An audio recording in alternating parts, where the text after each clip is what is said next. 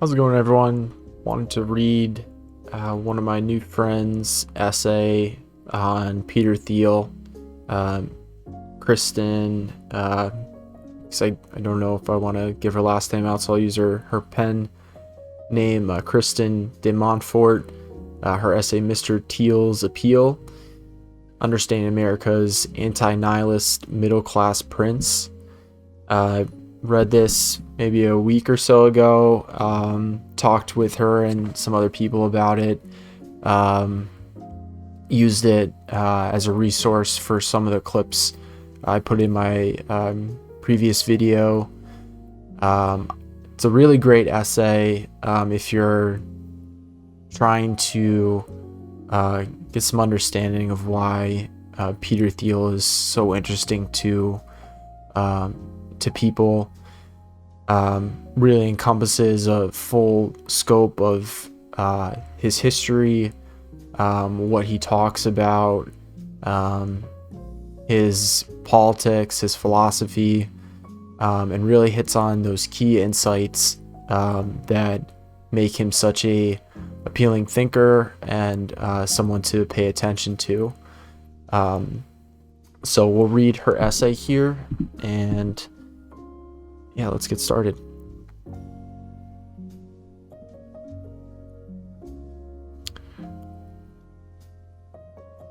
So she, as she notes here, this post revisits and expands upon some themes I first raised in a viral Amazon.com review of a 2021 biography of Peter Thiel. Marginal Revolution Christian review of Peter Thiel. Some using Twitter traffic on my review, that link. While my review is in-depth and touches on Mr. Thiel's interest in Girard and apocalyptic themes, it was structured as more of a defense of Mr. Thiel against his depiction in the biography, and I drafted the following to provide a more affirmative global defense of Mr. Thiel's thought and philosophy, including an explanation of how he forever altered my own perspective. So we'll get a personal take here, and this is definitely Thiel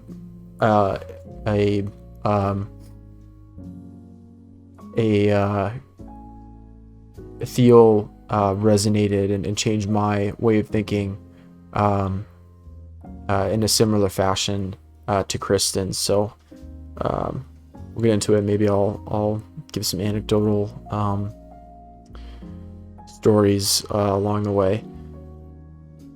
So I can't recall how I became aware of Peter Thiel. It's most likely I encountered him first in the pages of the Wall Street Journal, where he had some coverage during the PayPal years of the early 2000s. I remained mildly interested enough in his libertarian futuristic thought that I saw him on his 2014 0 to 1 book tour, although I wasn't invested enough to buy a copy of the book at the time, even to have it signed at the signing thereafter. In that talk, though, he mentioned a professor of his name, René Girard, a man I'd never heard of. So the next day, I dutifully read all of what was available on Google Books of Dr. Girard's I See Satan Fall Like Lightning. As someone who's almost always circled around Christianity, just setting things up here.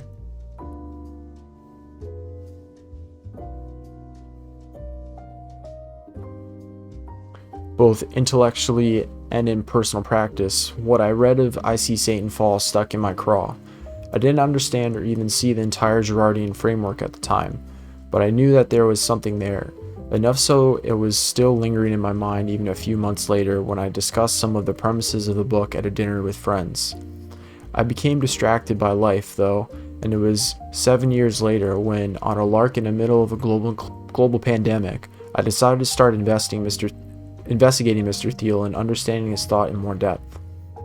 As I was both highly anxious because of the pandemic and mentally understimulated as a result of spending 22 hours a day in my studio apartment for untold months on end, I came to find filling my headphones with Mr. Thiel's monotonous, unexciting tone of voice discussing intellectual topics quite restful, as if I'd been transported to a calm, softly lit lecture hall at Stanford, and continue to listen more and more of what Mr. Thiel had to say.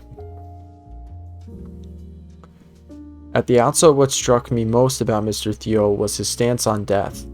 He was self-identifying as a Christian in public, unusual for a man of his class, but he also seemed to be terribly too interested in immortality and seemed to view death as a categorically bad thing to be avoided. I had the opposite position. After reading The Martyrdom of Saints Perpetua and Felicitas for a freshman humanities seminar, I set out to write a first-person short story just so that I could better relieve every imagined gruesome, ecstatic moment of Saint Felicity's death by wild animals and inherit her mindset of glorifyingly dying to give birth to a better world. Sounds like communism to me, Kristin, you might say. I very much came to Mr. Thiel with the firmly held belief that Christians should be very eager for death and the afterlife. As I began my foray into his thought, I kept asking myself the question, how can Peter Thiel both be a Christian and be so anti-death? It wormed its way into my brain like a burr in my shoe and bothered me. I couldn't get it out. His position seemed so obviously self-contradictory, and yet he was so intelligent, I was almost horrified and embarrassed for him that he didn't seem to see it himself. I felt sure that Mr. Thiel's anti-death sentiment was due to some spiritual immaturity, but I was familiar enough with him to know that he might possibly have an intellectual argument to bridge this gap, even though I was absolutely clueless as to what it might be. So I set out to find it, if it existed. 100 hours of research, listening, reading, and thinking later, I formulated a robust, relatively coherent theory of the universe in Mr. Thiel's thought, and answered my question. But not only that, my deep dive into the Thielverse changed me. I came to believe that Christianity was not a nice, inoffensive religion to practice, but rather the very alchemy by which the utopian future of the God-given destiny of humanity could be conceived, which would include the greatest miracle of all, deathlessness.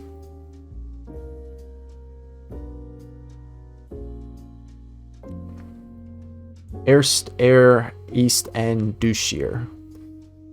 Quote, he against freedom of the press. He doesn't want women to have the right to vote. He is a Nazi. He's a fascist. He is a sociopath. He's a vampire. He's a nihilist. End quote. One of these reasons I believe that Mr. Thiel gets dragged more often than he should is because American culture is very strongly orients itself toward a very particular mode of self-expression and personal mannerisms and interpersonal interreactions, and is often very exclusive towards other modes to the point of deep suspicion. Mr. Thiel in his public appearances doesn't smile much or speak effusively. He is somewhat guarded, reserved, flattened in effect, and impersonal. Many Americans seem to take this as some sort of sign of misanthropic psychopathy or desperate, calculating hunger for power, and this resulting unease about him then becomes supporting evidence for whichever of the arguments listed above are favored. But I suggest the obvious, he's just German.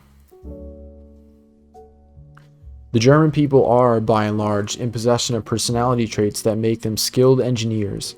Take a drive through the Alps in a BMW that handles like Buddha, and you'll forget all like Buddha, and you'll forget all about your homeland.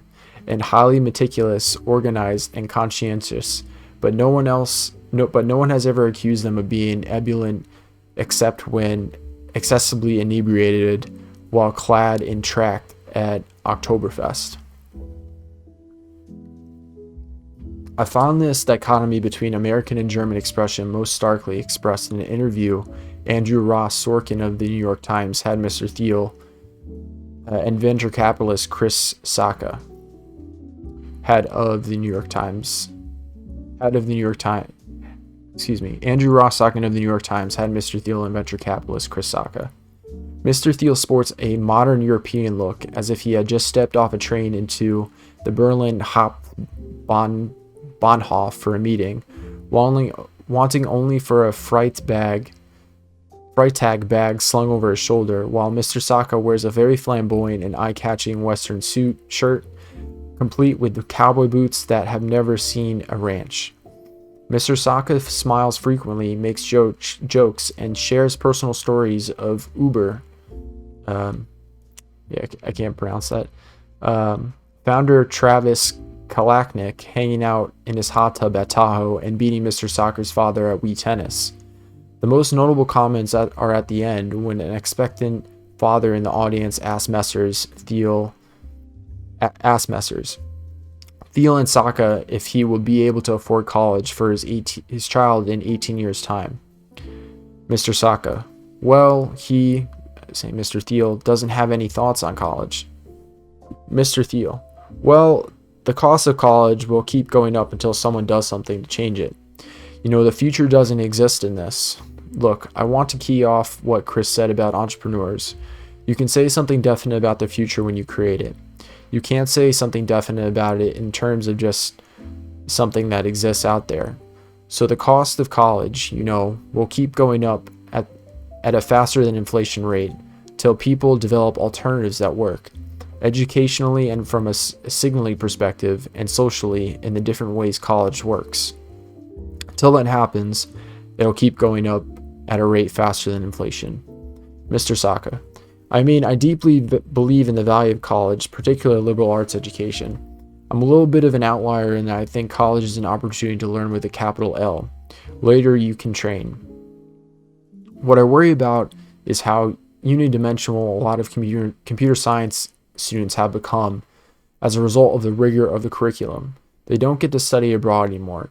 They don't have summer jobs. They've never waited on any tables. And so what you get is a 23-year-old engineer at Google yelling at the chef because they run out of pheasant that day. And they don't understand how people get by in the developing world. They've never met anyone who's struggling to pay back loans or payday financing a check. And so are really about how homogeneous our culture is getting, or within Silicon Valley, because of the lack of opportunities. So I deeply believe that college isn't necessarily the requisite vocational training at all, but I certainly look around and I see that some of the most interesting people I know, like Stuart Butterfield, who runs Slack.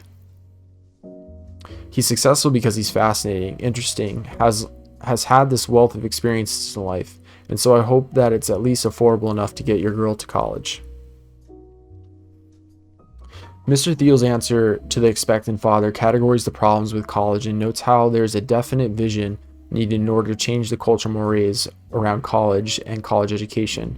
Moreover, Mr. Thiel has constantly beat the drum about college, referring to it time and again as, quote, an insurance policy against falling to the very large cracks in our society, end quote, and as a cumbersome, multidimensional project that is some hybrid of status signaling and mating opportunities for further entry into the upper echelons of class and power, a four-year party, an insurance product, and a lack of any other ideas of how to spend the ages 18 to 22 without dooming oneself to a lifetime of asking, quote, do you want whipped cream on that, end quote, 10 hours a day, 6 days a week, until death is seen as a mercy.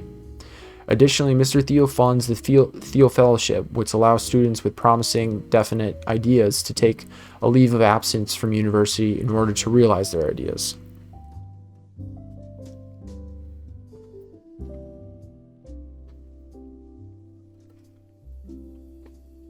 Mr. Saka's response, by contrast, is ultimately incoherent because he talks about the importance of a liberal arts education and then goes on to discuss a host of life experiences that have nothing to do with college, like living in another country, entirely doable without university, and waiting tables, again doable without the university. He briefly comments about how college isn't necessarily the requisite vocational training, then goes on to remark about a CEO friend of his who is very fascinating, which has made him successful. He concludes his comment with an emphatic nod to the questioner, complete with a slightly downturned eyes to demonstrate his sadness, as if he hopes the poor father managed to sell enough plasma in the next 2 decades to fund his daughter's college education, so that she too can become fascinating and run a workplace messaging out. But many Americans who find themselves much more openly receiving Mr. Saka's response because he says it in such an American fashion.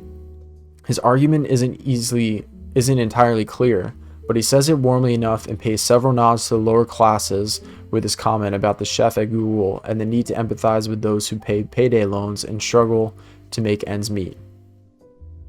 Americans want to see not necessarily real solutions to their problems, as Mr. Thiel offers, but proper signaling from the wealthy that they empathize and care about the lower classes. This is not to say that there is no value in the wealthy empathizing with the downtrodden of the earth, even on the face of it. But many Germans would not overly and expressly empathize in person with people they do not know or give an answer they might feel quote unquote fake, even if they intellectually recognize problems with economic disparities and do actually personally empathize. This cultural discrepancy between American signaling of social connectedness versus German expression of actual social reality is why Walmart failed in the Deutschland.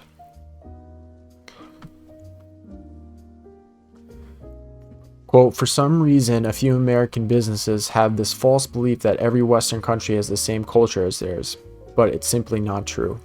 In America, it's uncommon for retail assistants to get all chattily and friendly with their customers. It's not uncommon. Walmart decided to train its German employees to do the same. The cashiers were told to smile at customers during checkout. Oh boy, did that backfire. Smiling at random strangers and acting like you know them isn't really German. I mean, it might happen every once in a while, but it's certainly not an integral part of the German culture. Hans Martin Poschmann, a renowned union secretary, said, quote, people found these things strange. Germans just don't behave that way, end quote. Those who find Mr. Thiel's Germanness off-putting to his message should instead imagine his talks as being run through an AI script called quote unquote Americanize that adds frequent pitch changes, empathetic words, laughs, toothy smiles, excessive eye contact, touch, and broad hand gestures, and that perspective may help dampen the sour reaction fueled by the predominance of German expression in Mr. Thiel's personal manner and properly orient the American toward what he actually has to say. The modern-day princes of the Holy Roman American Empire. I never led with describing Mr. Thiel or anyone else of that strata of net worth as a billionaire, because it's such a novel concept to us socially as humans that we have no idea what it means. What do billionaires do besides go about professionally having lots of money? So how can we understand people like Mr. Thiel and his ilk like quote-unquote billionaires? I take my cue from a book from which Mr. Thiel wrote the preface in a reissued 2020 print, and which certainly influenced him, The Sovereign Individual. Even though I could not roll my eyes hard enough at the author's anti-Catholic, hyper-individualistic, pro-tech bro, pseudo-intellectual, modernist maligning of the medieval Roman Catholic Church, the book does provide a constructive lens by which we can understand the political sphere of medieval to early modern Europe, and this lens can be fairly extrapolated to our own time more than we might think.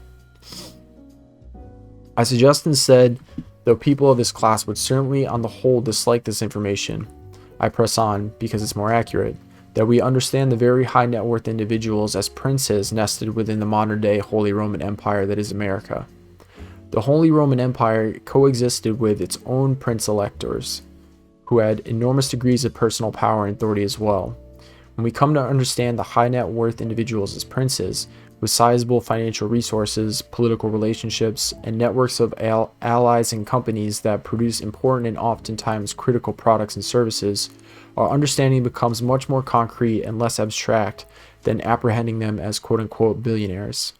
This is why people like Elon Musk don't fit into our society and our government the same way a middle-class John Doe might.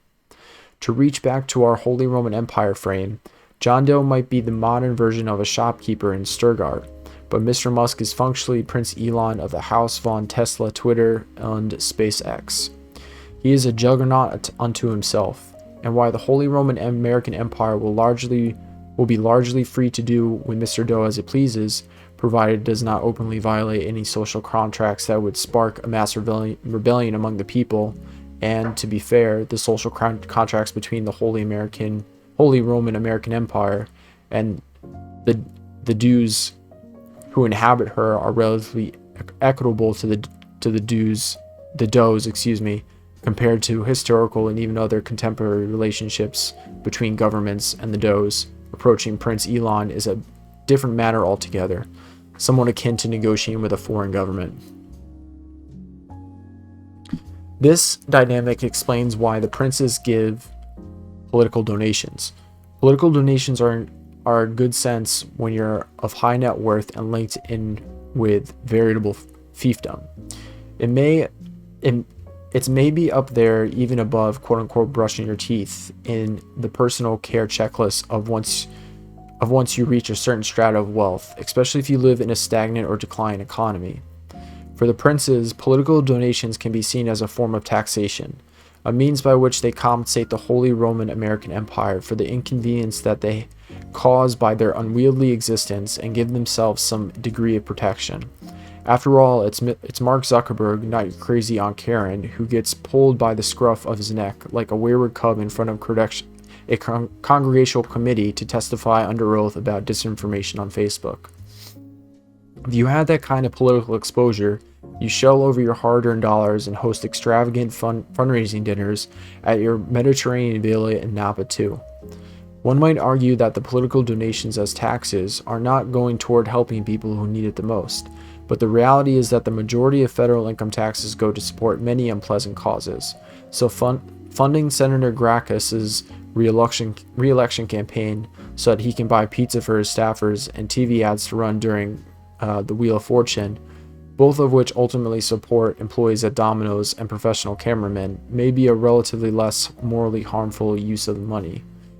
We're free to dislike these arrangements, but they continually constitute themselves in human political organizations, and violent revolution after violent revolution only become a game of musical chairs to reset those in power, but somehow never manages to eradicate these structures altogether.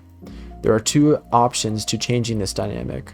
One is to reduce or eliminate political donations altogether, which would make the political world more insular and more strongly oriented toward pre-existing relationships and obscured exchanges of favors, an invitation-only country club where everyone already knows each other and new entrants are not able to buy their way into a seat at the table. And the other is to reduce the amount of political influence in everyday life altogether.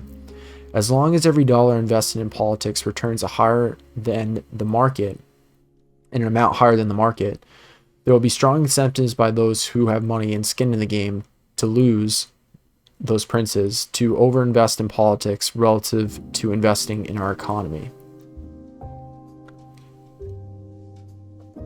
Lest the dynamic of the princes upset any, remember the universities. The universities are essentially quasi-private cities with non-taxable wealth, their own private police forces who can expel persons from their perimeter, a la the Medici, and their denizens enjoy a quality of life unparalleled in America, with astonishingly low rates of crime, educational and life enrichment activities, a close-knit community feel, density, cleanliness, walkability, and the universities have even had the power to adjudicate some legal claims. Imagine if Uber was able to adjudicate assault claims between employees. We'd find that very strange. So because so many princes engage in political donations, Mr. Thiel, also a prince, is occasionally accused of quote-unquote buying Senate seats, but here too he is differentiated from his fellows. If he wanted to buy a Senate seat, paying the powers as a form of personal insurance, basically a job USAA could do if our culture permitted us to have this conversation more openly, he could do so very easily, with much less blowback and almost no fanfare. You never read about it, just like you never read about all the other princes and fiefdoms who participate very much in our political system too. This is a relatively simple process, well within the intellectual capacity to grasp. He'd simply choose safe, boring candidates who polled well, didn't have too much baggage, smiled nicely for the cameras, had a high likelihood of winning, scatter a bunch of money across a variety of all the candidates and their PACs, headed out to dinner and drinks, and call it an election cycle. He doesn't seem to organize his political life that way, though. Instead, he seems to have a different, more far-reaching goal in mind beyond personal gain, one that arguably has cost him more personally than any other dollar he has ever donated. A middle-class man. The tweet by Noah Kagan. Had dinner with with Peter Thiel last night. One of the most interesting things was he's still using an iPhone 8. Stop worrying about the tools and hacks. It's about the strategy and thought. It was back in November of 2001. But despite his status as a prince, Mr. Thiel won't let us categorize and dismiss him so easily. Entrepreneur Noah Kagan commented at a meeting Mr. Thiel, there's a lot of interesting things about him. One that I tweeted about him, he just uses like an iPhone 7. He had like crappy New Balances. He looks like he's wearing Mervin socks and Wrangler jeans.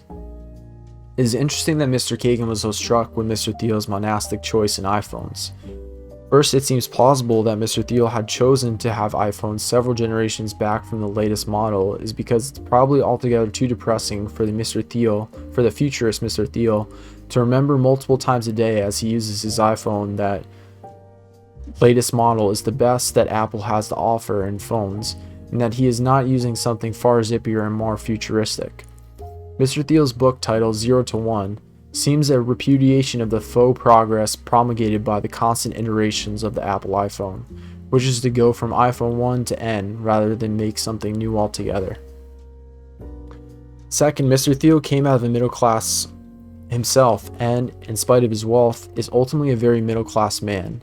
As Mr. Kagan's other comments note, in the tech curse at the National Conservative Conference earlier this year in Miami, a speech in which he discussed California and touched on Florida, Mr. Thiel again turned to the issue of the middle class.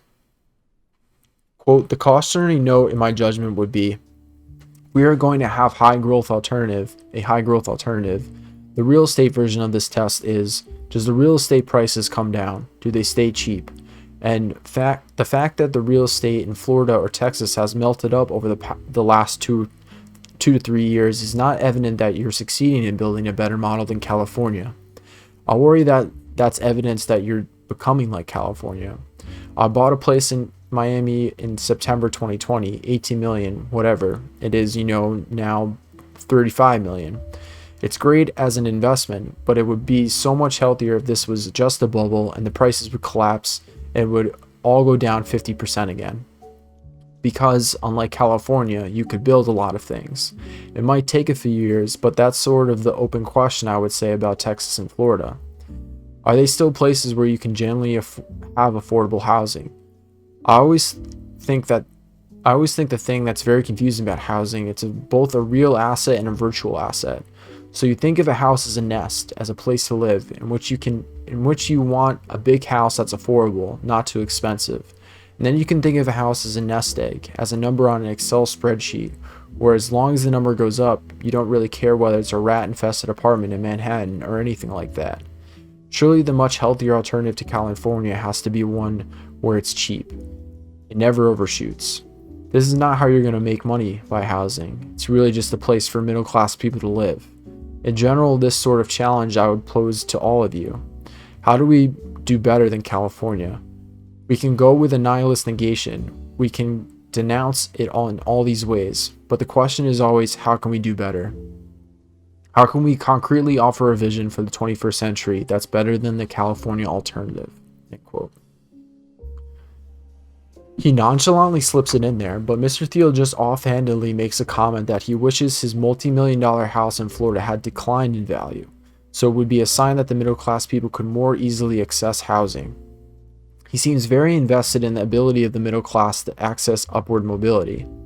He speaks as if he cares about his roots, which are certainly middle class. Mr. Thiel wasn't born in the upper crust of society, with a silver spoon in his mouth on the East Coast, going up through Exeter into Harvard, into a life already full of social and political connections and summers in Montauk. He went to public high school in California and earned his way as an immigrant son into Stanford.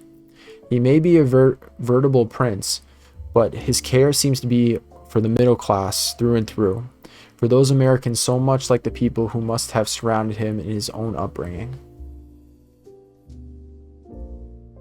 An anti-nihilist in plain sight.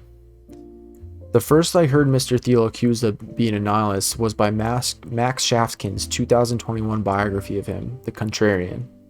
I've heard many disparaging remarks about Mr. Thiel, but this one absolutely drove me up the wall, as I discuss in my review of the book.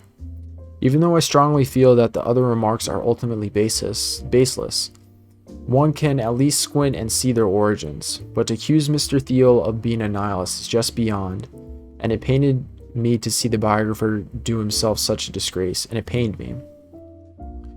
The accusation only appeared twice in The Contrarian, first in a story surrounding the dispute between Curtis Yarvin and Thiel fellow John Burnham. The way Mr. Shaftkin told it, he questioned whether Mr. Thiel quote-unquote really believed in anything, because Mr. Thiel, per Mr. Shaftkin, sided with Mr. Yarvin over his Thiel fellow in a legal dispute over the company Tlon Urbit. The story seems so drama-laden and fact-specific that it's extremely difficult to pass any judgment as a bystander reader beyond wishing well to all involved and having another sip of wine. But the last place I'd reach is suggesting that he's a nihilist, for whatever role he had in this bizarre niche story. The second comment was Mr. Shaftkin quoting some person who said that Mr. Thiel is a nihilist, with no further explanation to support it. Author Luke Burgess also picked up on the absurdity of this comment, calling the accusation that Mr. Thiel is a nihilist as an quote-unquote an outrageous claim. He also asked Mr. Thiel about Mr. Shaftkin's remarks. Quote-unquote, man, I feel I'm an extreme opposite of a nihilist, Thiel tells me. I believe in ideas. Maybe I believe in ideas too much. I think back to some ideological debates, like the ones on campus at Stanford, and I actually believe there were people on the other sides of these debates. I thought we were actually talking about ideas, but now I have much more mimetic read on it. I think the people who are ideological are in the minority. End quote.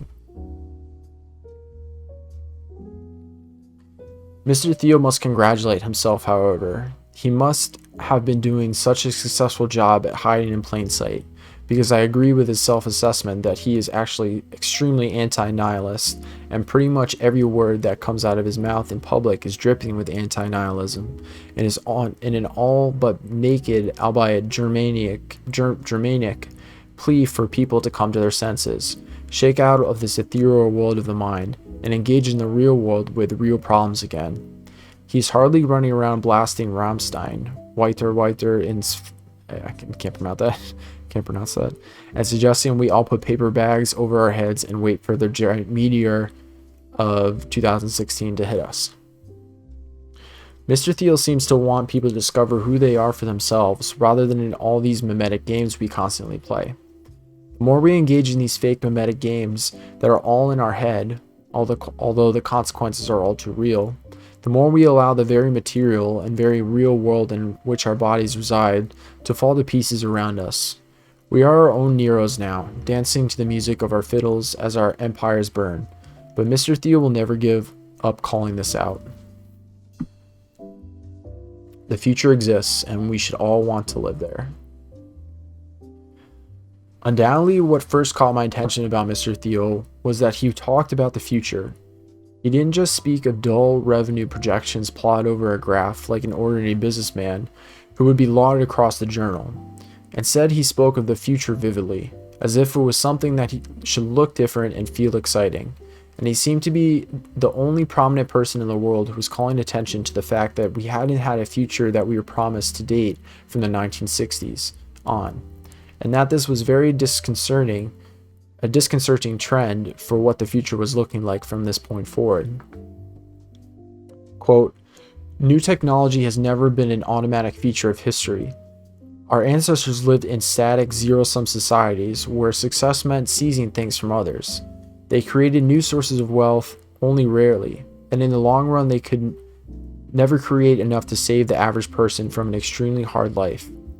Then after 10,000 years of fitful advance from primitive agriculture to medieval windmills and 16th century astrolabes, the modern world suddenly experienced relentless technological progress from the advent of the steam engine in the 1760s all the way up to 1970, to about 1970. As a result, we have inherited a richer society than any previous generation would have been able to imagine. Any generation except accepting our parents and grandparents, that is, in the late 1960s. They expect this progress to continue. They looked forward to a 4-day work week, energy too cheap to meter, and vacations on the moon. But it didn't happen. The smartphones that distract us from our surroundings also distract us from the fact that our surroundings are strangely old. Only computers and communications have improved dramatically since mid-century. It doesn't mean our parents were wrong to imagine a better future. They're really wrong to expect it as something automatic. Today, our challenge is to both imagine and create the new technologies that can make the 21st century more peaceful and prosperous than the 20th, end quote. That was from Peter Thiel and Blake Masters' book 0 to 1, Notes on Startups or How to Build the Future.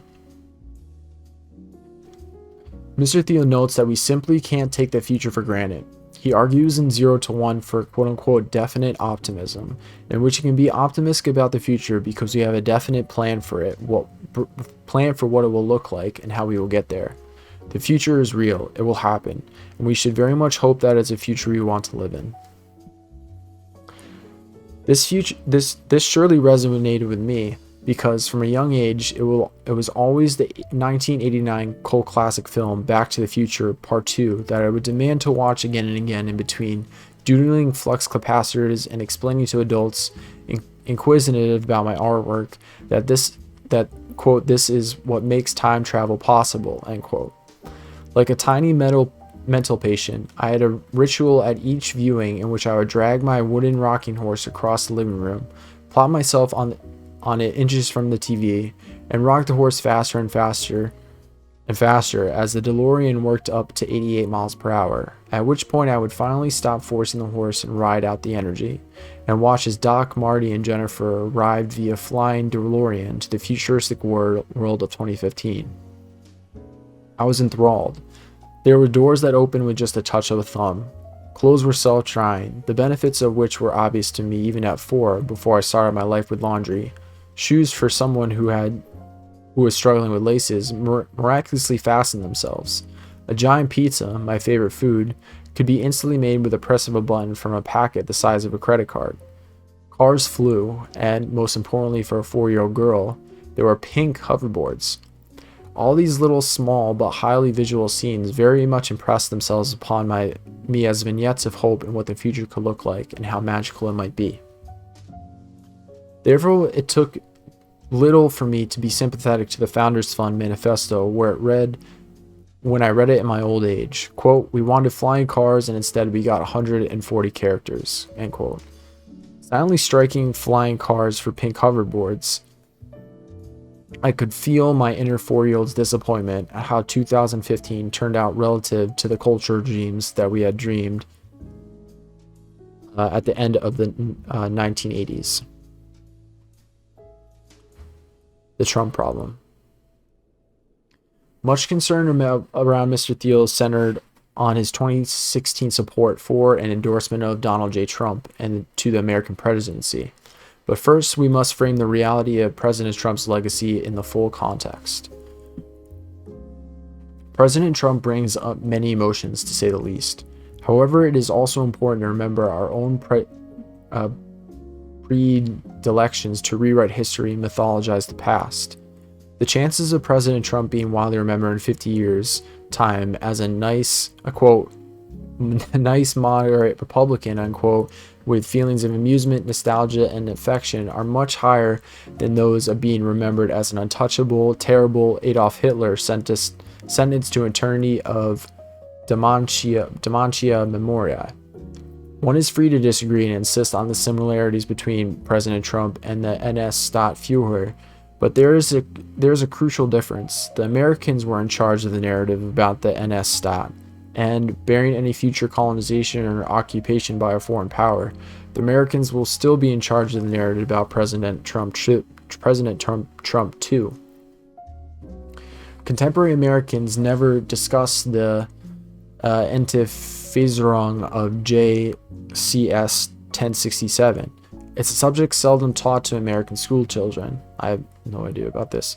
One perspective of that event is that the American government and the Allied powers were generally horrified by the objectively egregious human suffering perpetrated by the NS-Staat, and felt it incumbent upon them to shame the German populace to the error of their ways, lest another grievous moral sin be committed by them. Another perspective is that the event was a key piece in a constructive rationalist approach to fully demilitarize the German people. With this event, the Americans reshaped the narrative in almost real time, retelling the story of the NS-Staat to the Germans who had just lived through it, who had all very recently understood the enterprise of the NS-Staat and the planet's most notable project of creating a 1,000-year Reich and freeing the Germans from enemies within and without to reach new heights of man. To a different story. The German people themselves were the most revolting, worst of all villains, responsible for heinous moral crimes at which every nation in the world recoiled in horror and disgust. So narratives can change, be reshaped, often much more on a dime than we might think. But President Trump is an American president to boot, so he will not likely receive the same treatment as the foreign NS-Staat. Taking an uncomfortable, strife-riven present and mythologizing it in the future into a glorious, even if tainted, past is important in almost all we ever do. We must, to some degree, if we wish to continue on as a nation state, because it's very dangerous to question the past once it's sufficiently past.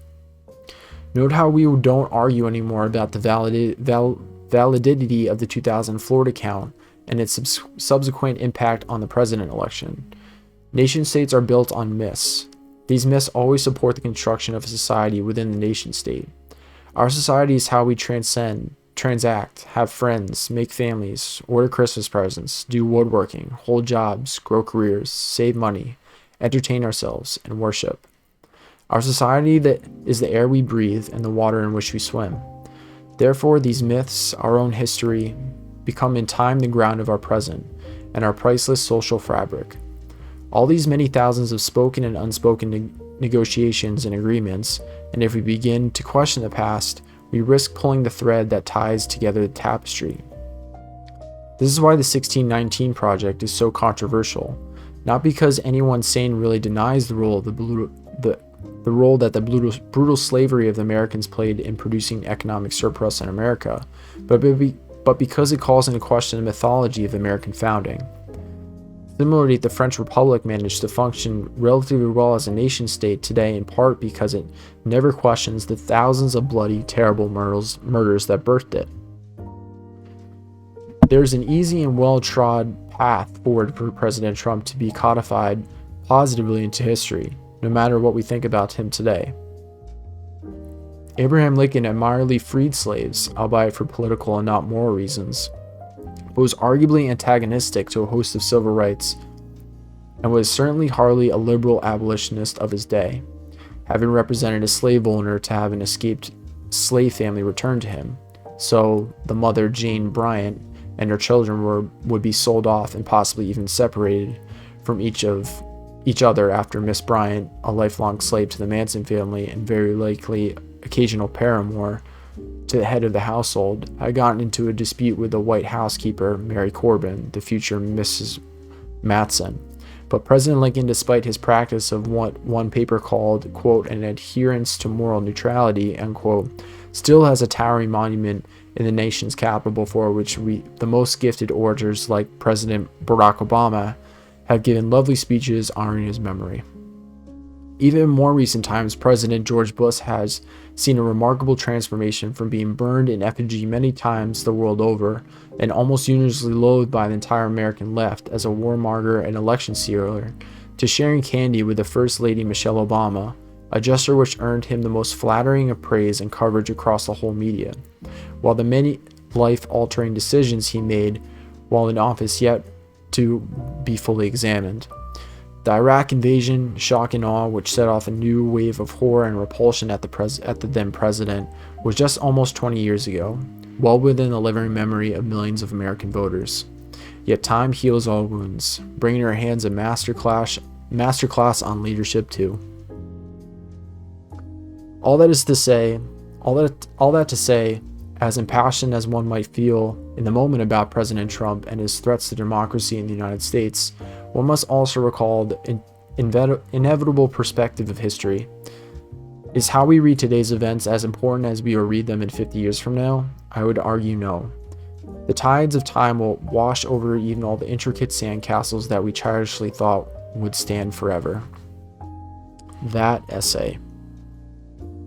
Before he came to infamy as a Trump supporter, Mr. Thiel came under one of the most prominent post-PayPal firestorms when he made a statement about women's suffrage, a comment half made offhand between Emily Dickinson's dashes and a 2000 Cato Unbound essay, quote unquote, The Education of a Libertarian. And in a really amusing way, the backlash against his comment must have surely turned out to be a fulfillment of the title for Mr. Thiel. Quote, for those of us who are libertarian in 2009, our education culminates with the knowledge that our broader education of the body politic had become a fool's errand. Indeed, even more pessimistically, the trend has become going the wrong way for a long time. To return to finance, the last economic depression in the United States that did not result in massive government intervention was the collapse of the 1920 and 21.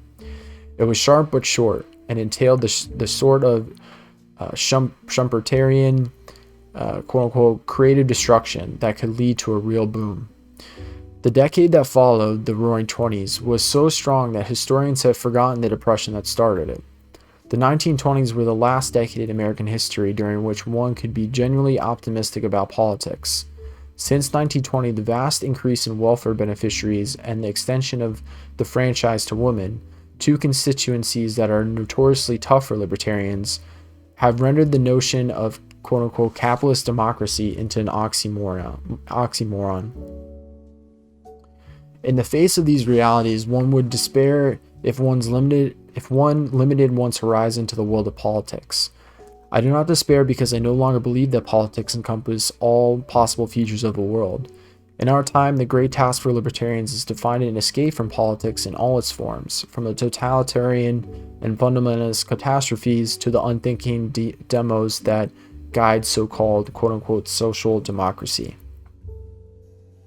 Mr. Thiel notes that the same exact issues that many libertarian women have noted, see Pamela J. Hobart's Why Aren't More Women Libertarians, and Sharon Presley's Why Are There So Few Women Libertarians, Redux. In the spirit of representation, there are many female libertarians who would understand that there is less libertarianism in their society than they personally would prefer, because female voters, on aggregate, align themselves much less with the Libertarian Party or even libertarian policies. This is clear in polling data and in the election results. As Ms. Hobart later commented, the reasons that women may not be libertarians may be because women simply aren't libertarians, i.e. the political preferences do not align with libertarianism.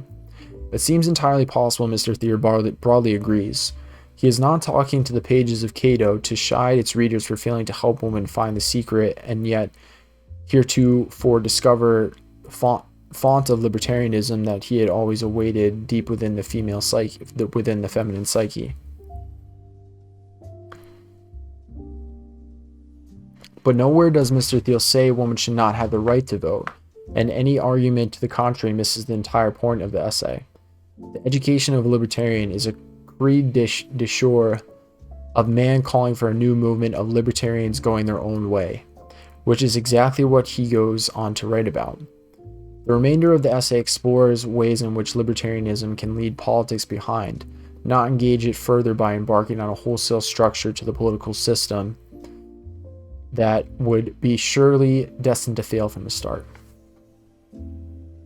Certainly the reasons Mr. Thiel's comments seem to touch on so many nerves is that there have been injustices perpetrated against women all the world over throughout all history, and there is a strong cultural belief in the West that enfranchisement helps reduce these injustices by giving women and other marginalized people a voice to participate in government through their vote.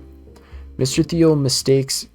Thiel's mistake here was not an advertent suggestion that women should be disenfranchised, because he never said that, but rather he engaged in a pattern of behavior very typical for him without fully considering the ramifications of such a touchy issue. And who knows, perhaps he throwed back one too many cans of Red Bull before he sat down to type it. It gives you wings, but maybe only to fly too close to the sun. Anyone who has ever spent time listening to Mr. Thiel knows that his first instinct is to always categorize when faced with a question of, quote, why does X outcome occur, unquote. It's easy to see the way he does this in the above quote about college. His natural default writing seems to be either reframe the question if he believes it's not framed correctly, or backtrack to find the exact point at which X outcome became to occur and identify the reasons that caused X outcome. It's simply how he works with concepts. He was attempting to explain and answer the question of, quote, why was the U.S. on a path to a capitalistic, libertarian, growth-oriented society? When did that change and why? End quote. Get to growth. Returning to Mr. Thiel's support of President Trump, as well as his clear preference for libertarian political outcomes, I offer only this defense, but I remain quite sure about it. Mr. Thiel cares much less about President Trump, women's suffrage, fascism, authoritarianism, libertarianism, Burning Man at sea, money, power, Bay Area rationalists, blood transfusions, the singularity, selling books, or fame than he does about real, meaningful, productive, and healthy economic growth. It's my belief that economic growth is the single most important frame through which he sees all politics and policy, perhaps second only to mimetic theory. To my mind, anyone seeking to argue against his political positions must first either assert that economic growth is not the leading cause of health, wealth, and well-being in society, or must successfully assert that their positions better advance economic growth. Economist Tyler Cohen covers this in The Great Stagnation, which is dedicated to Mr. Thiel. Quote, we still have electricity and indoor plumbing, but most people already use them and we take their advantages, economic and otherwise, for granted. The problem is not that we are likely to regress, but rather the future the future growth and living standards will come from. But rather where their future growth and living standards will come from. It's harder to bring additional gains than it used to be. End quote. It's a defensible argument that economic growth, particularly at a certain level, is extremely crucial for the continued well-being of society. This is not a, quote, save the billionaires, unquote, post, but even if we want to tax the billionaires and multimillionaires and the upper and middle echelons of the middle class in order to promote wealth redistribution rather than organically growing wealth in the lower classes, at some point, if we are not very careful in continuing to focus on a healthy clip of economic growth, we can absolutely run out of billionaires and everyone else to tax. It would be a fatal mistake to assume that wealthy people and their wealth will be with us indefinitely and that we can always tap forever from this well. Societies that fail to grow have three options before them: collapse, in which quality of life grows steadily worse; civil war breaks out, and the landscape looks something like The Walking Dead, with every 6-year-old being armed with the AR-15 as they trapace off to look for half-empty soup cans in landfills. Reform, which can be positive or negative, such as the hyperinflation and economic ruin that resulted in the end of the Weimar Republic and the rise of the terroristic NS-Staat; or expansion, war and encroachment on other territories for resources, which often causes great human suffering and senselessly ends the lives of many innocents. We can avoid all those, only one of which, positive form, is morally good, but is also the least likely outcome since it requires the most conscious effort, by simply making sure our economy is growing at a sufficient pace. Growing our economy helps ensure mobility of the lower classes into the upper classes, provides opportunities for people to engage in meaningful work, gives people financial freedom to have an array of choices in their lives, and allows for much improved opportunities all across the board, solving a host of other social problems with it. Is it a cure-all? Certainly not, but it helps a lot, and we must have it if we wish to carry on as a society. His speech at the 2016 Republican National Convention tells us his focus in endorsing Donald Trump for nomination and presidency. Quote, "I'm not a politician, but neither is Donald Trump. He's a builder, and it's time to rebuild America. Where I work in Silicon Valley, it's hard to see where America has gone wrong.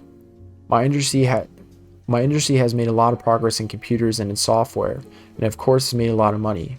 But Silicon Valley is a small place. Drive to Sacramento or even across the bridge to Oakland, and you won't see the same prosperity.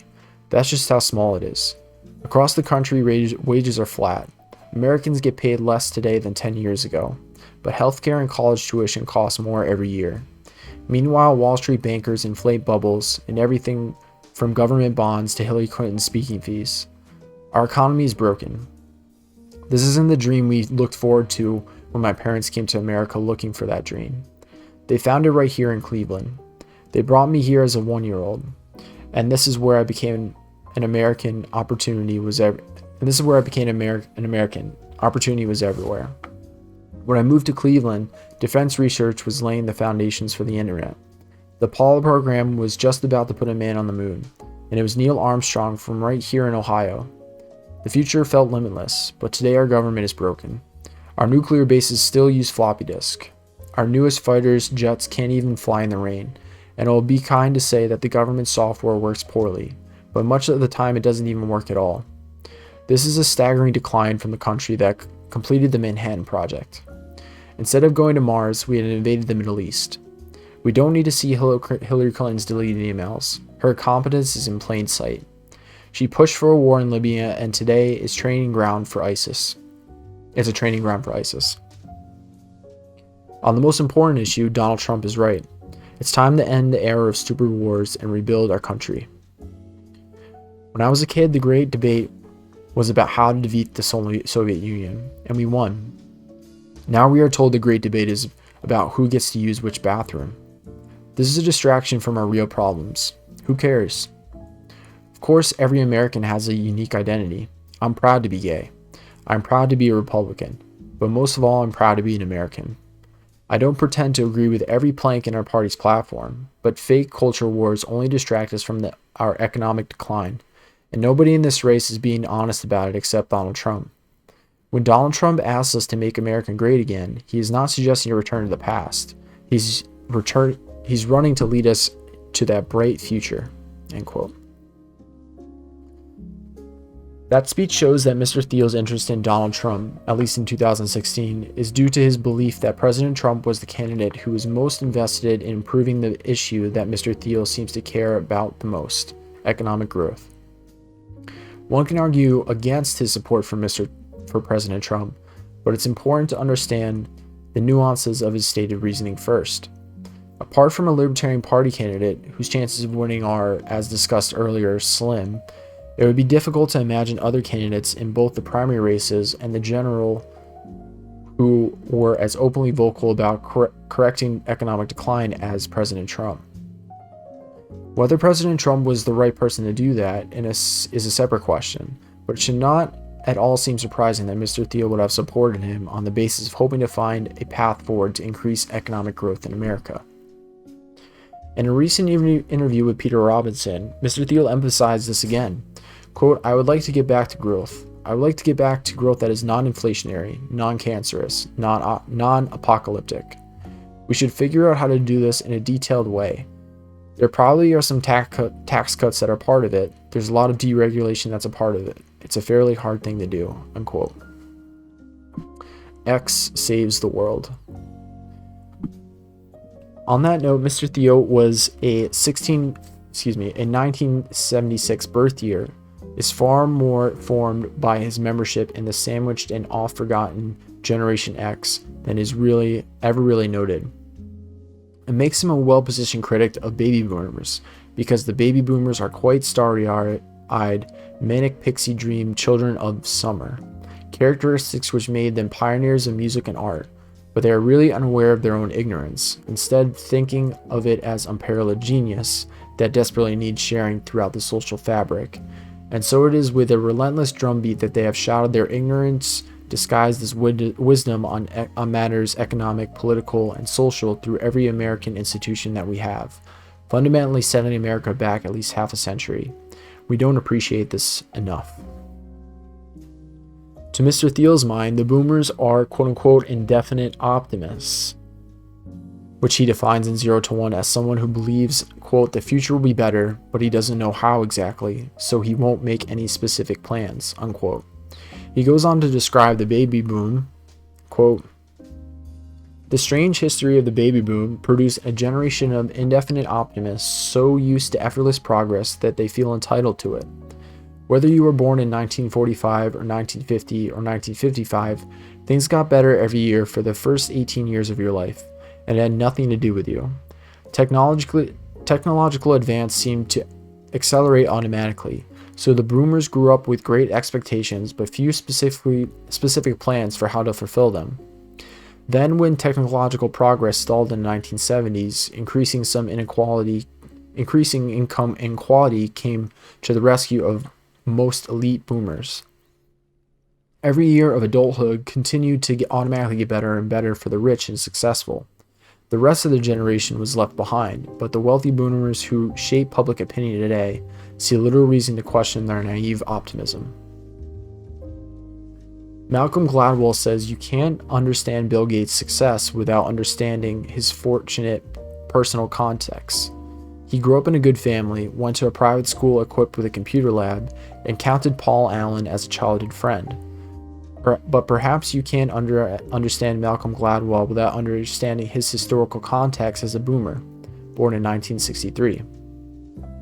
When baby boomers grow up and write books to explain why one or another individual is successful, they point to the power of a particular individual's context as determined by chance.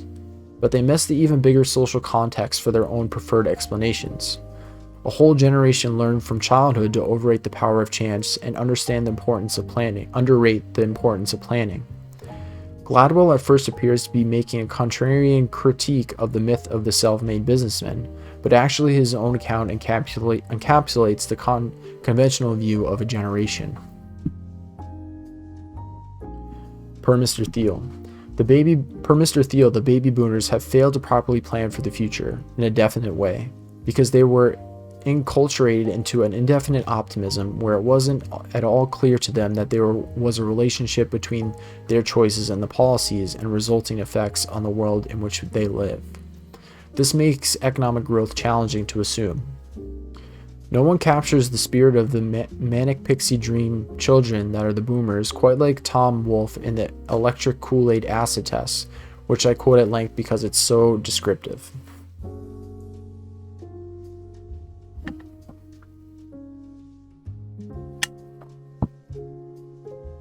Quote, the guy brings charges against Casey for ruining his engine, and Casey ends up in juvenile court before a judge and tries to tell him how is Greg's drive-in on a Saturday night. How it is at Greg's drive-in on a Saturday night.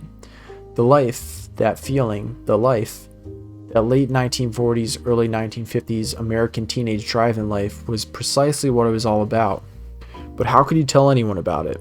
But of course, that feeling out here at night, free with the motor running and the adrenaline flowing, cruising in the neon glories of the new American night.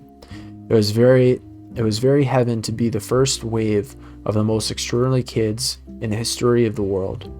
Only 15, 16, 17 years old, dressed in the haute couture of Pink's Oxford shirts, sharp pants, snaky half-inch belts, fast shoes, with all this straight 6 and V8 power underneath all this neon glamour overhead, which somehow tied in the technological superheroics of the jet, TV, atomic subs, ultra supersonics, post-war American suburbs, glorious world. And the hell with the intellectual badmouthers of American tail-fin civilization. They couldn't know what it was like, or else they would have cultivated it out of them. The feeling to be very super kids, the world's first generation of little devils, feeling immune beyond calamity. One's parents remember the slowing common order, war and depression, but super kids knew only the emotional surge of the great payoff, when nothing was common any longer. The life, a glorious place, a glorious age, I tell you, a very neon renaissance, and the mist that actually touched you at the time. Not Hercules, Orpheus, Ulysses, and Aeneas, but Superman, Captain Marvel, Batman, the Human Torch, the Submariner, Captain America, Plastic Man, the Flash. But of course, on Perry Lane, what did they think it was? Quaint? When he talked about the comic book superheroes as the honest American myths. It was a fantasy world already. This electro-pastel world of mom and dad and buddy and sis in the suburbs. There they go in the family car. A white Pontiac Bonneville sedan, the family car. A huge, crazy god, awful powerful fantasy creature to begin with. 327 horsepower, shaped like 27 knights of lubricious luxury Broham seduction. You're already there in Fantasyland, so why not move off your smug harbor, quilty bed, dead center, and cut loose? Go ahead and say it. Shazam. Juice it up to what it's already been aching to be.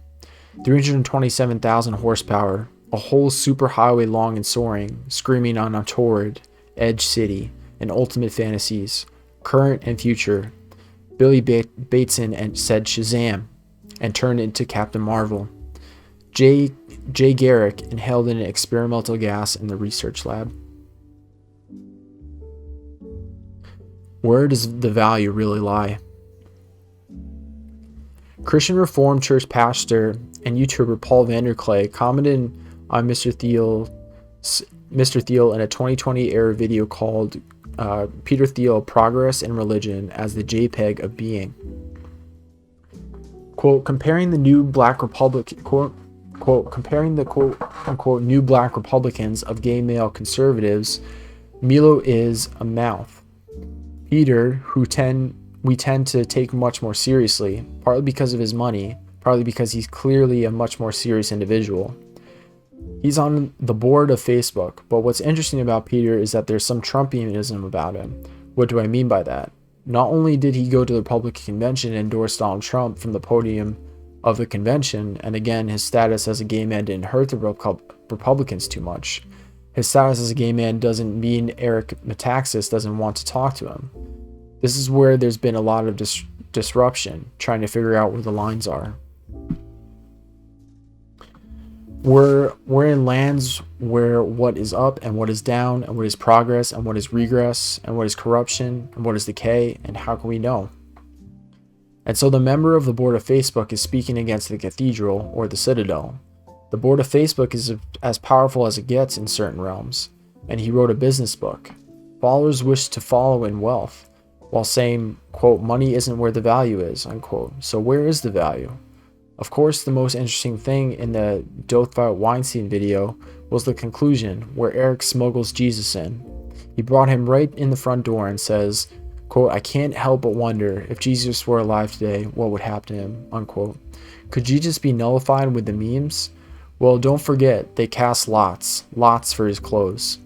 What does that mean? That one garment he wore, which was one long seamless thing, and the soldiers officiating at the execution, crucifixions can take a while. We shouldn't split things up between us. Let's cast lots. Where is the value? Where is the value we recognize? And the reason Jesus is valued, and the reason wealth in the church is always seen as an abdication, and the reason monasteries that said no to the wealth and grew fabulously wealthy and then were robbed by the iconoclasts of the Reformation, well, the 5 deaths of the faith in Chesterton's Everlasting Man, where's the value? Where is the value? How can we know? Do we follow the money? That will teach you something. Progress, can we know it? Can we see it? Does it look like decadence? Will the pandemic shake us out of it? I don't know. Why not smuggle Jesus here at the end of this? Unquote. I don't believe that Pastor Vanderklay has seen Mr. Thiel's 2013 speech, You Are Not a Lottery Ticket, when he made this commentary, but he managed to capture exactly the spirit of the speech, which is what I believe is the core of Mr. Thiel's beliefs. Mr. Thiel may have wealth, but is ultimately, as I said earlier, a middle-class man, and he seems to believe so much more strongly in economic growth as a result of value creation than he does in the simple generation of cash. "You are not a lottery ticket" is Mr. Thiel's best speech contra interview, so I recommend watching it in its entirety, and I would support that as well. Quote, "Money is a means to an end, because there are specific things you want to do with money. In an indefinite world, you have no idea what to do with money, and so money simply becomes an end in itself, which seems always a little bit perverse. You just accumulate money and you have no idea what to do with it. That seems like a bit of a crazy thing to do, but I think that's actually what happens a great deal.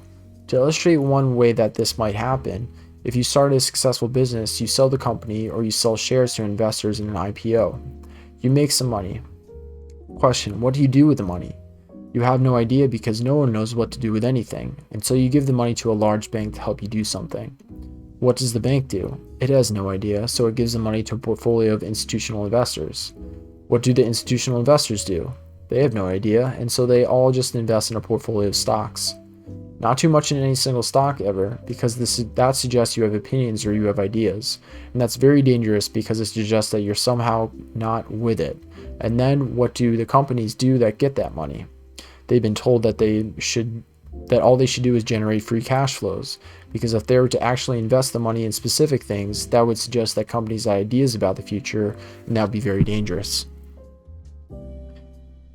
This is a bit of extreme picture, but in effect, it's a communically closed loop, and at the end of the day, no one's doing anything real with the money. It's completely abstracted. People actually have no idea what to do with the money. The last big idea people had to do with money that was not circular was to buy houses and to invest in housing, and that was the idea of the last decade. That idea has gone out of fashion. Now that people no longer want to buy houses, they have absolutely no idea what to do. Now that people no longer want to buy houses, they have absolutely no idea what to do with the money. There's some sense in which this system of indefinite optimism is gradually running out. There's a way in which the natural drift is for something from finance to insurance. There's a way in which Buffett was prescient and ahead of the curve and reoriented most of his businesses toward insurance companies in disguise, which is sort of the world of indefinite pessimism. We can sort of see how this indeterminacy affects us in very, very many different fields. If we look at politics in an indeterminate world, the most important position in politics is the pollster. What do you do in politics? Nobody has a clue. But what you do is take a poll, and the poll tells you what to do. They don't really tell you anything on a long-term basis, but they sort of tell you incrementally what you do at any given time. And as we've tracked towards a more and more indeterminate world, there's a way in which poll taking has come more and more dominant. And so the way we talk about political campaigns and elections, how are people doing in the poll, or how people are doing in the polls, much more than what ideas they're talking about. If Martin Luther King were here and said, "I have a dream about a future that's really different," the question would be, how does that poll? That's sort of the way we avoid this. Unquote. Anyone who reacts to this speech is evident that excess money should be redistributed is missing the point here. This is not at all to say that there is no mismatch between the haves and the have-nots, that there are people who can afford to throw away food and people who have to skimp and save for every scrap of food they have. This is an undeniable reality. But the point that is made here is that the simple redistribution of money, whether from the newly minted entrepreneur to the banker, or from the same person to the government and back to the single mother struggling to get by, is in and itself a failure of ideas. We and the single mothers too, and all too many downtrodden of the earth, absolutely deserve to live in a society that gives us more than that. Absurdly high quality healthcare should be stupidly affordable and easy for everyone. Food should be nutritious, delicious, and inexpensive. Buying a house should be little more investment than buying a car.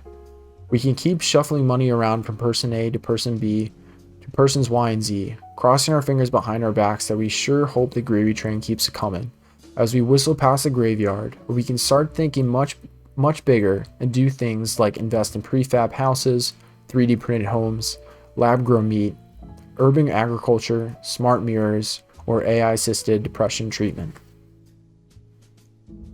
Pastor Vander Clay's ending comment about the Roman soldier whose cast lot for Christ's seamless garment at the crucifixion touched to this point as well. Are we missing the real value that lies before us? Is there a new world, a heaven within our arm's reach that we fail to see because we keep our heads down, whispering under our breath to Lady Luck for something we believe we want but ultimately is meaningless, and we've no idea what we've given up of our own narrow vision? Christian, deplatonize thyself. And now, like Pastor Vanderclay, I'll smuggle Jesus toward the end here. Jesus is the ultimate value, but we Christians, who are supposed to profess him as such, don't treat him that way. Nor do we take his word very seriously. Nor do we really believe in him.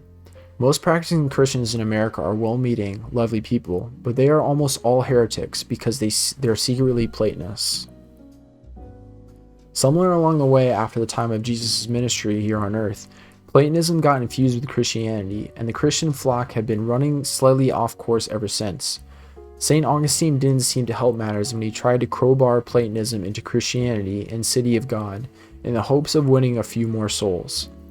Now, occasionally, Christians seem to half recognize this, but never fully, and react as if in a seizure, which is when we get sadist Puritans burning spinsters while foaming at the mouth. But most of the time, Christians in America function pretty much as neo-shakers, with more Netflix or PureFlix as the case may be, and have a weird relationship in which they participate in the mainstream culture while also being simultaneously disgusted by it, but never really strongly committed to one position or the other, or doing very much about anything.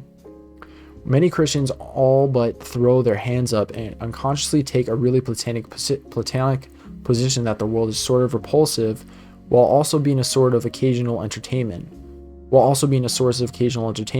Football games, owning the libs. Jesus wouldn't like that, and it's all screwed up, and we just have to live our lives, hang out, go to church on Sunday, roll our eyes at the heathens that the rest of the week, entertain ourselves somehow in a way that's not too morally degenerate, and hold on to some vague bit of 2 square inches of cultural territory until we die. Without realizing it, I also held this heretical position before listening to Mr. Thiel over and over again, slowly but surely shook it out of me. If you had pressed me before, it's very possible that I would have made Platonist confessions like, quote, the world can't really be fixed, and quote, heaven is a separate state of perfection that can't be realized here on earth, end quote. Looking back on it now, I did seem to believe that life as a Christian meant, in my own practice, little more than being entirely evil and occasionally holding positive feelings toward the baby Jesus as I sang away in a manger, once a year at a Christmas service. Then one day, after a relatively comfortable life of enjoyable consumers in America, I'd die, and these actions in my life would be more meritorious enough to ensure that I would pass on to the heavenly realm where there is no laundry. Now I understand that this position is not only Platonist, but actually profoundly anti-Christian because it ultimately denies the incarnation of Christ. As the philosopher Justin Bieber sang, heaven is not a place too far away. Christ is not some disembodied spiritual realm God. He came incarnate into this world with our dirty dishes, our messes, our insanely obnoxious leaf blowers, Maranatha, our failings, our diseases, our insecurities, our envy, our shame, our manifold sins, and died in this world to redeem all of that. Not to obliterate it or discard it, but to transfigure it as he himself was transfigured at Tabor. To be a Christian means to confess that the bridegroom has come to the bride, to the church in this world, and that is the world over which he has dominion. That is part of his kingdom. Christians, particularly in the US, which affords numerous consumers luxuries and distractions, have largely abandoned this understanding from the notion that their life here, apart from whatever confession that they make that quote-unquote Jesus is their Lord for a ticket to heaven after they die, is largely separate from their experience in the afterlife, from what their experience in the afterlife would be. But this isn't a correct understanding of Christianity. Orthodox icon carver and symbolist Jonathan Pageau explains the proper understanding of the Christian's relationship to heaven and this world, and Christians do not die and go to heaven. Quote, there is a way in which Christians go to heaven in the sense that there is this ascension, right? This ascension towards that which is above. Always this going up the mountain, ascending the divine ladder. So you can see in all that imagery, this idea of ascending has to do with the notion of going to heaven. But the problem with when I say Christians don't go to heaven, it mostly has to do with this idea that people think you die and you go to heaven. You don't die and go to heaven. You're reaching towards heaven your whole life. You're reaching towards heaven your whole existence. You're ascending the hierarchy, the spiritual hierarchy of virtues, your whole existence. And so the idea of dying and going to heaven, that's not how it works. It's not because you die that you go to heaven. Going to heaven is a transformation of the person. This ascension of the person up the levels of the spiritual hierarchy. That's what going to heaven is. End quote. Mr. Thiel circulates around this conversation very lightly in a talk with Anglican theologist N.T. Wright and New York Times columnist Ross Douthat. And Reverend Wright does seem to be baiting Mr. Thiel several times to talk about Christian Platonism, but Mr. Thiel, for some reason, Divine doesn't answer this directly and continues to take the conversation back to Cartesian duality on his atoms and bits riff. Here as elsewhere, Mr. Thiel has never gone so far in public as to call out Christian Platonism by name, as far as I'm aware, but he does seem to question whether quote-unquote spiritual interiority as the end-all be-all goal of the Christian life in a talk with Mr. Metaxas. But I would argue that faith in God is an endlessly self-revealing secret. In other words, that as we pursue God, we are inescapably pursuing a kind of science, because to know God is to become more and more grounded in the reality of his creation, and then those things are related. So the first question was, why are you hopeful if you think we're giving up our sense of wonder, that secrets are left to be discovered? Mr. Thiel, quote, well, I don't think we're at the end of history. I don't think we know everything. I certainly refuse to believe that everything has been discovered that's going to be discovered. And I think there are all sorts of contexts where we can still come to understand new things. Just to push back a little bit, I don't think there's anything wrong with Christian interiority the way you describe it, but I always think it would be somewhat inadequate if it was just that and nothing more. When I was an undergraduate, the sort of the campus crusade idea was still there. God has a plan for you and for your life, and you can figure it out, but then it would translate into a vocation and something you were supposed to do. We don't talk like that anymore as a culture, not just as Christians. We don't talk like that anymore. It's much more the sort of pop psychology a la Jordan Peterson or something like that. I think it has to be more than just psychological, end quote. My own view is that Mr. Thiel may pick up this criticism of Christianity from Friedrich Nietzsche. Quote, let us not be ungrateful to it, although it must certainly be conceded that the worst, most durable, and most dangerous of all errors so far was a dogmaticist's error, namely Plato's invention of the pure spirit and the good as such. But now that is overcome, now that Europe is breathing freely again after this nightmare, and at least we can enjoy a healthier sleep, we whose task is wakefulness itself, are the heirs to all the strength when has been fostered by the fight against this error. To be sure, it meant standing truth ahead on her. To be sure, it meant standing truth on her head and denying perspective, the basic condition of all life. When one spoke of spirit and the good as Plato did, but the fight against Plato, or to speak more clearly and for the people, the fight against the Christian ecclesiastical pressure of millennia, for Christianity is Platonism for the people, has created in Europe a magnificent tension of the spirit, the like of which has never yet existed on earth, end quote. Preface to Beyond Good and Evil. Now, here Nietzsche had many things to say about Christianity, none particularly positive, but his view that mainstream Christianity as practiced was inherently mass-produced Platonism is correct, and he was correct to reject it. Reverend Wright in his talk with Mr. Thiel discussed this.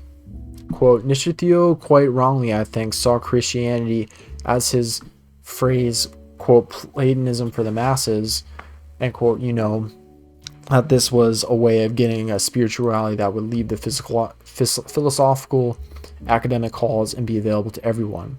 I think there was a radical mistake on Nietzsche's part, because Christianity was never a form of Platonism, because Platonism is precisely a dualistic framework which says that this present world doesn't matter that much, and ideally you inhabit another world already, and you will one day inhabit it completely. That's what people have done with Christianity. To the extent Nietzsche, I think, was right, but that isn't what originally Christianity, Jesus, and Paul, and so on was all about. I think the task then would be not to say we agree with Nietzsche's critique because there are all sort of odd things about it, but to say we need to go back to a more robust, holistic heaven on earth, together faith and science together, a way of looking at the world, end quote. It's a lovely statement that Mr. Rice says at the end there, and I agree on the face of it, although I believe Mr. Nietzsche deserves a little bit more credit for calling out correctly the Christianity as it was practiced and discussed in his day and still his present age. But what is interesting is that Reverend Wright, in his dialogue with Mr. Thiel, still seems to have a Christian Platonist view despite these words. He is manifestly polite and gracious, but he still seems to have a very limited and boring view of science and religion as ruddy-cheeked children skipping hand in hand through a field of wildflowers, and he pushes back in a very gentle British way several times against Mr. Thiel's question on the question of longevity and immorality. Reverend Wright, quote, I don't see there's anything wrong in saying we could actually increase lifespan, but the point at which it trends into dangerous territory, it seems to me, would be to imagine a sort of elixir of life as a magic pill, something which sounds rather what was in the Garden of Eden and wasn't allowed to be taken, unquote. Mr. Thiel, quote, I don't want to get into a theological debate here, but I think in the Garden of Eden, if I recall, there were two trees.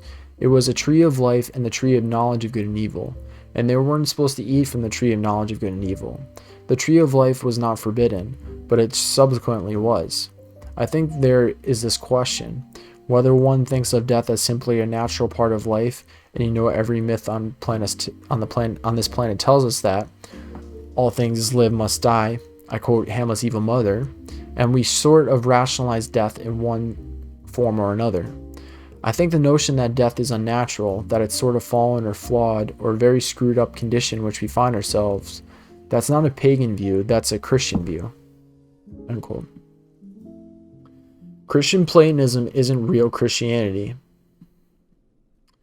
because any Christianity that fundamentally rejects the world in favor of some reasonable consumerist accommodation to it while giving up its redemption altogether in favor of a positive personal experience in a spiritual afterlife is antithetical to the incarnation of Christ, which is a fundamental and inescapable Christian doctrine. It's this Christianity which leads to a very slippery slope straight into nihilism and helps enculturate this nihilism around us in our culture, the bitter fruits of which we have daily proof. Christians must return to a real engagement with the world as if it was the personal property of the Savior himself, which it is, and remember the terrible words of the just judge. It was when I began to deplatonize my own Christianity and realize the meaning, value, and extreme importance of this world that I saw the works of Dr. Girard, which I had read much more fully beyond Google Books in the pandemic phase of going, nowhere, seeing no one, in an entirely new light. Dr. Girard pointing to Christ as the one who revealed, quote, the things hidden since the foundation of the world, unquote, the one who came to earth, quote, to taste our sadness, he who glories knew no end, unquote, and offers us a way out of mimetic rivalry. He came to us as a high priest out of the Holy of Holies at the rite of atonement, allowing us to consume him instead of each other, for he was sinless, perfect, immortal, eternally life-giving. I realized that if we could all just stop tearing each other apart, all the time and behave like Christians, as Dr. Gerard once said, we could find a very different, much brighter future of ourselves. Mr. Thiel's truth might set you free if you let it. My final statement in defense of Mr. Thiel is that I do not believe that he has done all that much in his public life beyond trying to encourage people out of mimetic rivalry and thereby prevent the end of the world, which is as admirable as a goal as any in my book. Where everyone gets hung up on his Christian demeanor and on his means, i.e. supporting President Trump, regretting that there is less libertarianism in our society, but I've yet to see arguments against him that take Mr. Thiel seriously. They assume he has a morally good motive in mind and seek to persuade him and his quote verse that another approach is superior and his verse that another approach is superior to reaching what his goals seem to be. The best example of Mr. Thiel's efforts is perhaps a guest appearance Mr. Thiel gives in 2019 within the hallowed halls of Harvard University in a class presumably co-taught by Robert Unger and Colonel West.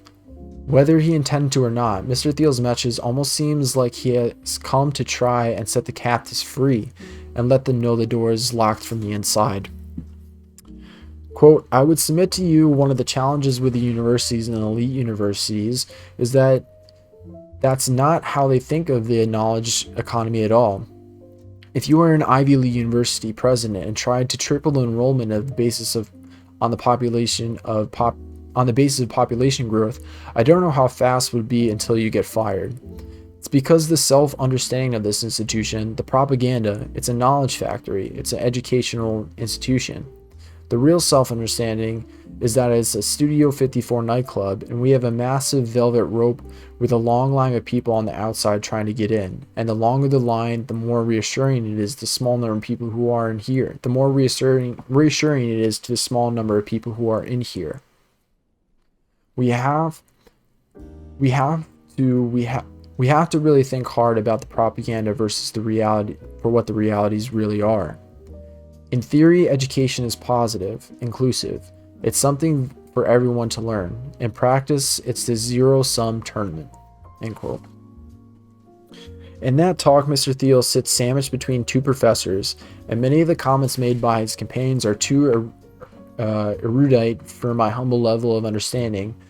But the most striking and fascinating portion of the talk is the Q&A with the class, comprised of, to us faceless Harvard students, that follows. None of the questioners seem particularly interested in becoming liberated, though, which is telling in and of itself, but hardly surprising. Matthew 22:14. There's so much kingdom left to come. In a very excellent recent interview with Jerry Bauer, Mr. Thiel seems to slip back to his hopes of a post-political world expressed in the education of a libertarian. Quote Mr. Thiel, I find myself getting entangled in politics all the time. I tell myself it's very important. It's like the air we breathe, and then it's also very toxic. I think there is something about it that's, not precisely divinely ordained, to put it very charitably. The principalities of this world, there are ways that they can somehow be accommodated to the church, and there are all these ways where they're quite at odds with it. We still need some kind of these old sacred structures, of the old violent structures to make things work. We shouldn't get rid of them altogether. That will lead to pandemonium. Mr. Bauer, but you mean we can't abolish the state, for example? Mr. Thiel, I would say one way to say it is this. The state contains violence in both sense of the word contains. The nation state contains violence. It is part of its very being. It's part of the essence to be violent, but then it also limits violence. It is Satan expelling Satan. It's violence limiting violence. Constantine was obviously a very far from perfect person, perfect Christian, but he was perhaps honest enough to not convert to Christianity because he was on his deathbed. Because as long as he was emperor, he had to do these very non-Christian things to kind of hold things together. It was the debate in the Middle Ages. Could the king ever really go straight to heaven, or did they have to spend a lot of time in purgatory because they had done a lot of really bad things? So Constantine as an emperor, as a Roman emperor, couldn't fully be Christian. Mr. Bauer, I mean, what would you have done? Disbanded the armies and said, we're done now, and then the barbarians come out when we live in this world that's half pagan? Mr. Thiel, a great deal of violence was needed to try to sort hold things together in a way for another century and a half, or whatever Constantine bought. Mr. Bauer, so the world that's coming to mind right now is Cacheton, right? There's a restrainer. This is from Second Theologians, and something that Girard talks a lot. So in some sense, the old pagan world is a restrainer of evil, even though it's a source of evil at the same time. Mr. Thiel agrees, and when that breaks apart, the man of sin, the man of lawlessness is revealed. So how do we become Christians in the world without the Cacheton, without the restrainer of paganism, of blood and violence, without unleashing the man of lawlessness so there's nothing but violence in the land? Mr. Thiel, we shouldn't try to get rid of all forms of the Cacheton, all forms of law and order, all forms of archaic structure and violence, but we also can't rely on them indefinitely. Christianity is historical. It is in some sense even progressive. And these structures, they have a life appointed to them. At some point, they will cease to work. So that's definitely something to think about for a very long time. His comments here also echo the confessional question in his essay, the Straussian moment, when, quote, in his essay, the Straussian moment, which is also on my channel, where I give that a read if you want to listen to that.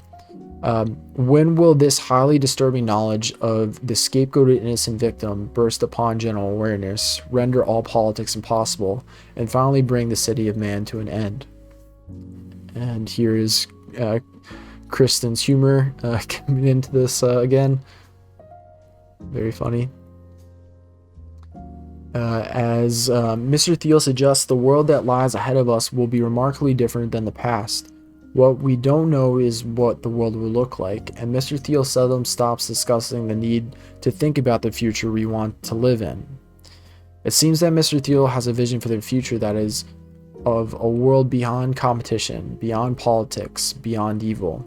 I may be projecting, but those are my own hopes too. But they're all ones I've gleaned after my long journey into the Thielverse. And I never expected to find these things when I first started listening to him. It really was a pandemic-era lark, a tweety version of making my own sourdough bread. I didn't at all expect that I would come to find large gaps and major inconsistencies in my own thinking or hidden heresies in my own belief. But I'm here now, and I believe then ever in this material world, its humans, and our future.